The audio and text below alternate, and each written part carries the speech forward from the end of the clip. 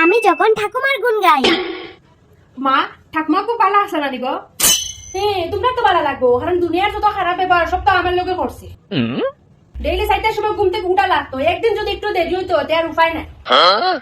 4টার সময় ঘুম থেকে উঠিয়া দুনিয়ার যত বার্ষিক কাম আছে সারা কাম করা লাগতো, করিয়া আবার সানুন করিয়া 6টার মধ্যে চা বানিয়ে দেওয়া লাগতো। আর খালি চা না তো, চার লগে রুটি, তাও আবার ডেইলি ডেইলি।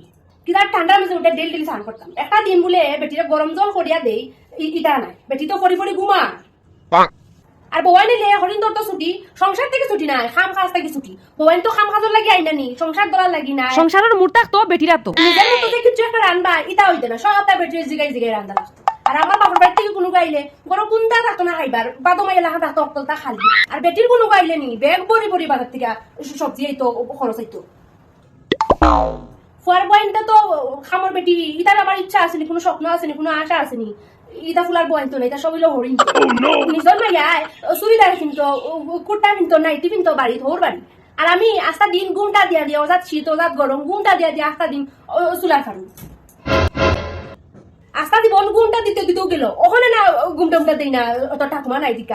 কিন্তু ওই সময় ঘুমটা দিতে দিতেও আস্তা দিন গেছে রে মাই। ঠাকুমা বললে বেলা কিরে বেলা আছে, একমাত্র আমি না জানি।